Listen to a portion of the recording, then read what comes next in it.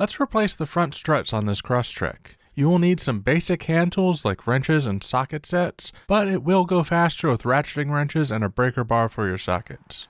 You will also need some Allen tools, a jack with 2 jack stands, and most importantly, a spring compressor. Because of the level of rust I dealt with, a good set of grippy channel pliers was very useful here too. As for parts, you will want to get some new struts in left-right pairs at least. You may also need some anti-roll bar links, since the original equipment ones like to get really stubborn and rusty, potentially leading to some part damage during removal. Also, while most car repair jobs have some level of danger involved, you will have to compress springs today, which creates a particularly dangerous situation. Always read the instructions that came with the specific tool you are using, and never use a damaged spring compressor.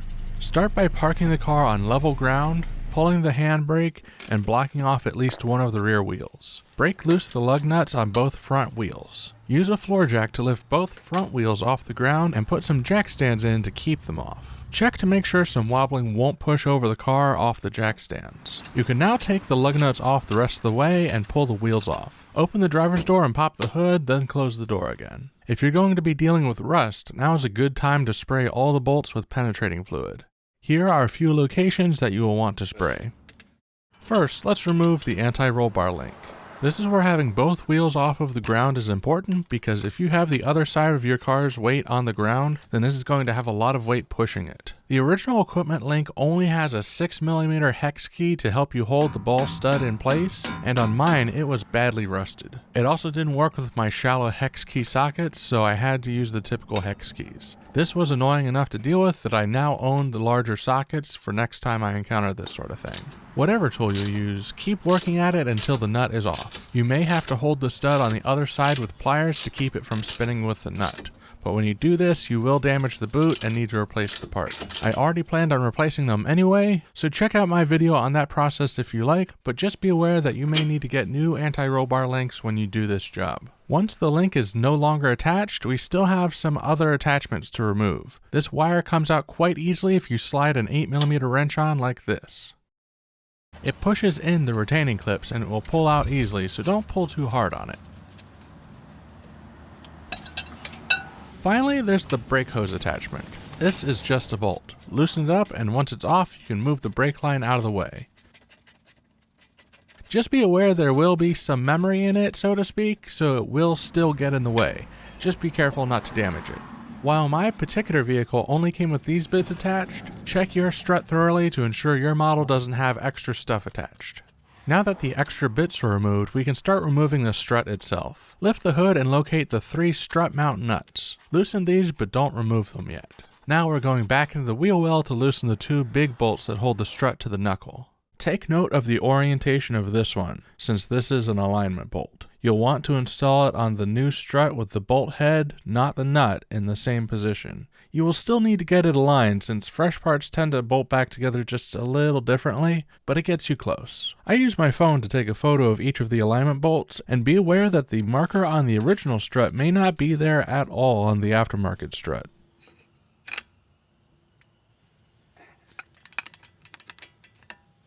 You may have to hold the bolt in place to loosen the nut, but I was able to do at least some of the loosening without holding the bolt.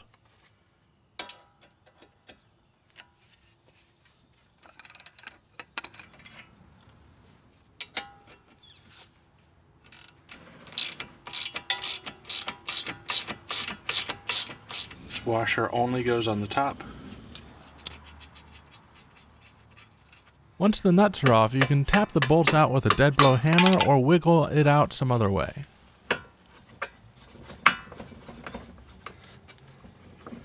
With those out, the strut assembly is being held to the car with those top 3 fasteners, so remove those and hold on to the strut assembly so it doesn't tumble out onto the ground.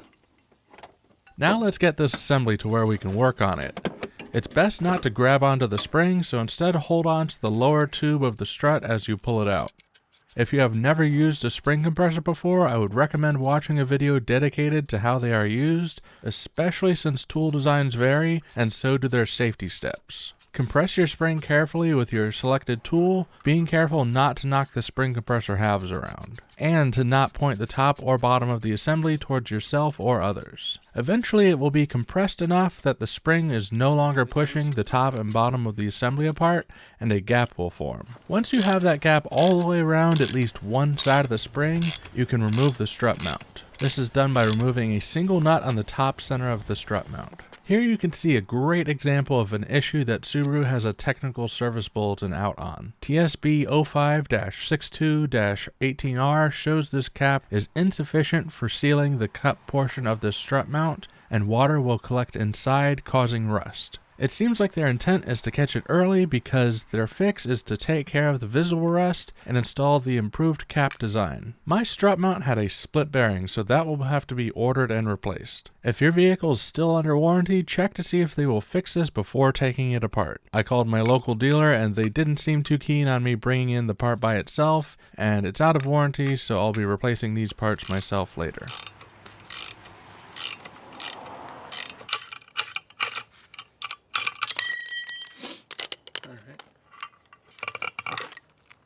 Since we are keeping the spring, we can leave the compressor on it as is during the entire swap process. However, double check to make sure that the spring is compressed to the point where it is a little loose and not putting pressure on the strut mount. Here we are using a pass-through ratchet and an Allen key to loosen the top retaining nut. First attach the ratchet, then put the Allen key in to keep the shaft from spinning. Eventually you will get the nut off and you can carefully remove the top mount plate. You will also want to grab the boot and jounce bumper, taking note of the order they go in. Also, grab the lower spring seat. It's a piece of rubber that you will add to the new strut.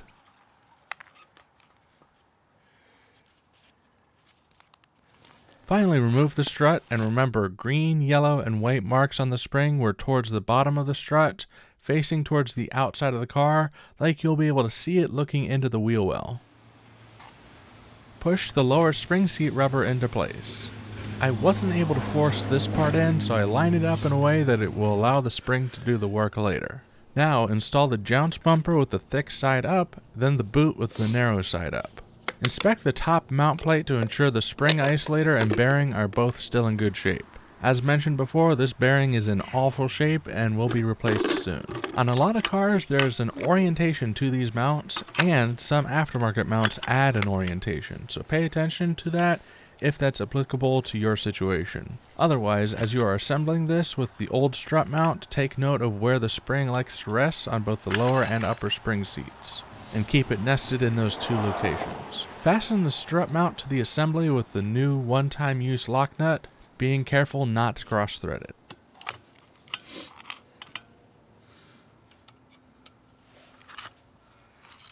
Once that nut is on all the way, you should slowly and safely loosen the spring compressor. With the fresh assembly put together, you can start installing it on the car. Start by putting the 3 strut mount studs through the holes at the top, taking note of any alignment that needs to be considered, which is, at the very least, where the base of the strut bolts to the knuckle. Strut mount alignment may also need to be considered, but this Crosstrek didn't have a directional mount. Put all 3 nuts on, but just enough to get all the threads on. We'll tighten them all the way later. Now let's put the knuckle bolts back on.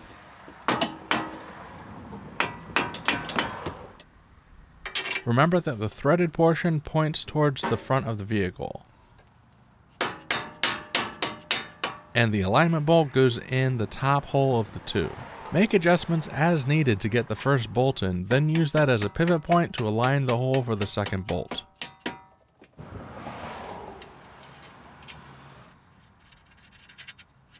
Line up the alignment bolt the way it was before and tighten the nut while holding the bolt in place. Now tighten and torque the basic bolt, then torque the alignment bolt. Before we head back up top, let's bolt the rest of the stuff down here. Start with the brake hose. We just need to install this bolt here to keep this hose in place. It will form a sort of S-bend when installed as intended.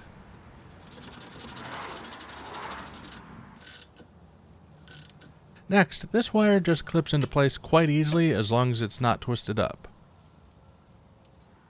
Finish with the anti-roll bar link. Avoid the wire when bringing it towards the eye of the strut mount. Push the stud through, install the nut, and torque it. If you had any other items on yours that weren't on mine, reinstall them now.